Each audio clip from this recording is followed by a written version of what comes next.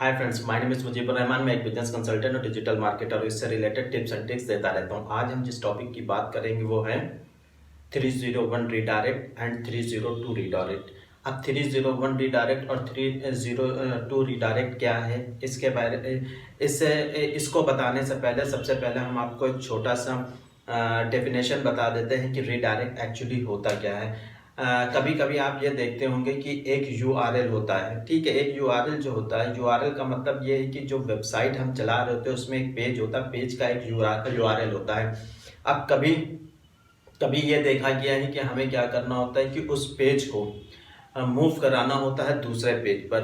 अब जब हम किसी दूसरे पेज पर मूव कराते हैं तो वो मूवमेंट जो होता है उसको रीडायरेक्ट के रूप में जाना जाता है। अब मूवमेंट जो होता है वो बहुत सी वजहों की वजह से होता है।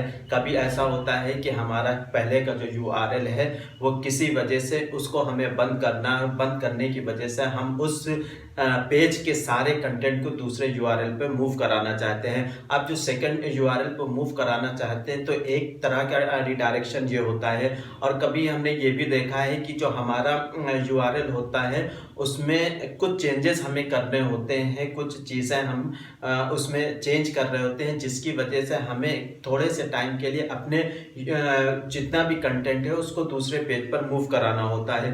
तो ये एक दूसरी तरह का रिडायरेक्ट होता है। हालांकि रिडायरेक्ट बहुत तरह के होते हैं, लेकिन यहाँ पर जो हम आपको रिडायरेक्ट बताएंगे अभी के लिए दो तरह के रिडायरेक्ट बताएंगे। एक होता है 301, एक होता है 302। तो 301 रिडायरेक्ट क्या होता है, 302 रिडायरेक्ट क्या होता है, इसके बारे में आज हम आप लोगों से बात करेंगे। चलिए सबसे पहले बात करते हैं 301 रिडायरेक्ट की। 301 रिडायरेक्ट उस रिडायरेक्ट को कहा जाता है जिसमें हम अपने पहले यूआरएल से सारा कंटेंट मूव करके दूसरे यूआरएल में शिफ्ट करते हैं। अब यहाँ पर शिफ्ट करने का क्या मतलब हुआ, मतलब ये हुआ कि एक पेज के अंदर जो भी चीज़ें पहले क्या होता था कि कोई यूज़र आता था हमारे फर्स्ट यूआरएल पर, उसने सारी चीज़ें देखी, उसको जो चीज़ें चाहिए होती थी वो वहाँ से चेक कर लेता था, देख लेता था, ये रीड कर लेता था। और क्रॉलर भी आता तो वो क्या करता था, हमारे फर्स्ट यूआरएल पर आता था, वो वहाँ से क्रॉलिंग करके चला जाता था। लेकिन हमें क्या करना है कि हमें उस फर्स्ट यूआरएल को पूरी तरह से परमानेंटली बंद करना है।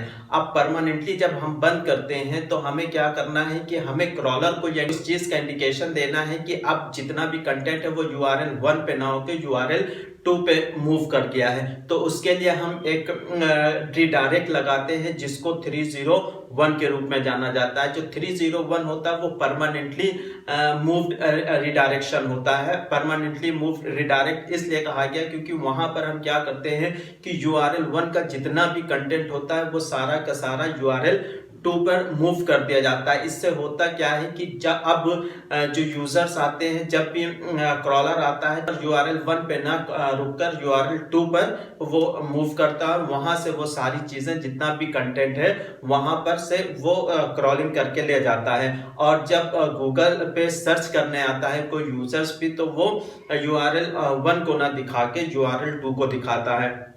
अब यहाँ पर ये चीज तो आपको समझ में आ गई कि 301 क्या है। 301 क्या है कि एक यूआरएल जो फर्स्ट वाला यूआरएल है उसका सारा का सारा कंटेंट हम यूआरएल 2 पे परमानेंटली मूव कर देते हैं और यूआरएल 1 को पूरी तरह से बंद कर दिया जाता है।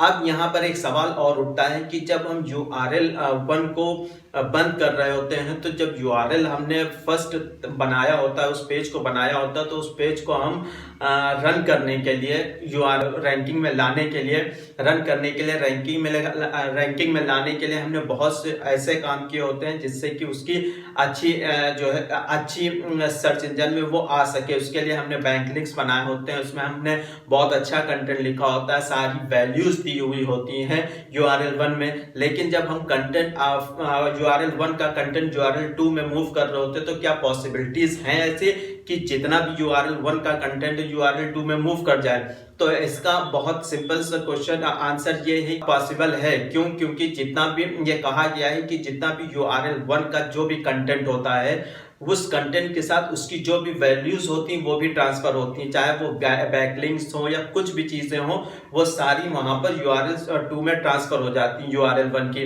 अब यहाँ पर यह कहा गया है कि 90 से 95% तक की जो भी वैल्यूज होती हैं URL 1 की वो URL 2 पर मूव कर जाती हैं। तो ये चीज आपको समझ में आ गई होगी, आपको ये बात क्लियर हो गई होगी कि 301 रिडायरेक्ट बनता क्यों है। इसके बनने के पीछे सिंपल सी बात ये है कि हमें फर्स्ट URL को क्लोज करना होता है और किसी वजह से बहुत से रीजन हो सकते हैं और URL 2 में सारे कंटेंट को शिफ्ट करना होता है, तो हम 301 रिडायरेक्ट का यूज करते हैं ये बताने के लिए क्रॉलर को कि हमने अपना इस पेज को, इस URL को हमने बंद कर दिया है। अब हम जो भी कंटेंट है वो URL 2 पर हम शिफ्ट कर चुके हैं और यहाँ आप जब यूजर आएगा तो आपको URL 2 को ही दिखाना है। उम्मीद है कि 301 आपको क्लियर हो गया होगा।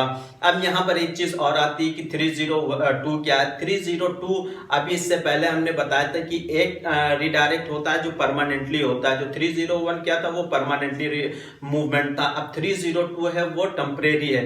कभी ऐसा होता है कि हमें अपने पेजेस में कुछ चेंजेस करने होते हैं, कुछ नई चीजें ऐड करनी होती है, तो उस कंडीशन में हम थोड़े से टाइम के लिए अपने जितने भी कंटेंट है वो सारा मूव कर जाते हैं URL 2 पर। अब URL 1 में क्या होता है कि URL 1 पे ये भी यहाँ पर एक क्वेश्चन उठता है कि जब हमें इंडेक्सिंग URL 1 की नहीं, URL 2 की नहीं करानी है, तो URL 1 का जो टेम्परेरी हम ट्रांसफर कर रहे हैं जो जितना भी कंटेंट है, तो क्या URL 1 का जो कंटेंट है क्या वो URL 2 पे मूव करेगा? तो URL कंटेंट जरूर मूव करता है टेम्परेरी टाइम पे, लेकिन जो वैल्यूज होती हैं वो मूव नहीं करती, क्योंकि हमें URL 2 का इंडेक्सिंग नहीं करानी होती है टेम्परेरी टाइम के लिए जो हम मूवमेंट करते हैं 302 में। तो उस कंडीशन में यहाँ पर उसकी जो वैल्यूज है वो 302 पे URL 1 पर ही रहती हैं, लेकिन कंटेंट थोड़े टाइम के लिए वो URL 2 पर ट्रांसफर कर दिया जाता है।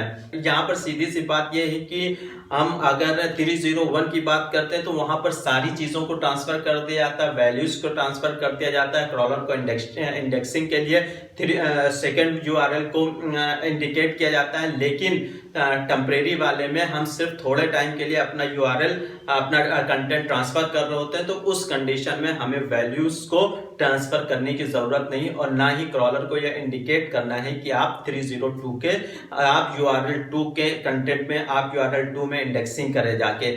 तो यहाँ पर उम्मीद है कि ये सारी चीजें आपको समझ में आ गई होंगी, क्योंकि इंडेक्सिंग भी बहुत जरूरी होती है जब आपको सारी चीजें करनी होती है। तो इंडेक्सिंग के पॉइंट ऑफ व्यू से भी ये सारी चीजें क्लियर हो गई कि आपको 301 में इंडेक्सिंग URL 2 की करानी है और टेम्परेरी वाले में 302 में आपको इंडेक्सिंग सिर्फ इंडेक्सिंग URL 1 की ही करानी, लेकिन कंटेंट थोड़े से टाइम के लिए URL 2 में ट्रांसफर कर दिया जाता है पेजेस को चेंजेस करने के लिए।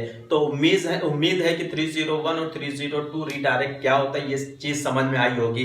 अगर कहीं क्वेश्चंस होते हैं आपको और ज्यादा क्लियर समझना है तो आप बता दीजिएगा उसको, और अच्छे से आपको और ज्यादा चीजें एक्सप्लेन की जाएंगी, या जो भी आपके कमेंट्स हो वहां पर उन कमेंट्स को भी आप डाल सकते हो। आज के लिए इतना ही। Thank you very much.